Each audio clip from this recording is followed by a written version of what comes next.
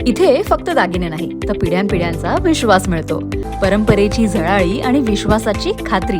Kailas अडगावकर jewellers, Datta मंदिर bus stop, Nashik road. वृद्ध महिलेला कोयता आणि चाकूचा धाक दाखवून लुटणारा आरोपी क्राईम ब्रँच युनिट 1च्या ताब्यात. याबाबत पोलिसांनी दिलेल्या माहितीनुसार 4 जून 2024 ला सरकारवाडा पोलीस ठाणे हद्दीत वृद्ध महिलेला कोयता आणि चाकूचा धाक दाखवून लुटल्याचा गुन्हा दाखल झाला होता. सदर गुन्ह्याचा तपास करत असताना क्राईम ब्रँच युनिट 1च्या पथकाला मिळालेल्या माहितीने सदर गुन्ह्यातील आरोपी हा गोदावरी नदीच्या परिसरात फिरत असल्याची माहिती मिळतात आणि सापळा रचून दत्ता बाबुराव ढगे यास गौरी पटांगण परिसरात ताब्यात घेतलंय. त्याच्या ताब्यातून 15,000 रुपये किमतीचा मुद्देमाल हस्तगत करण्यात आला.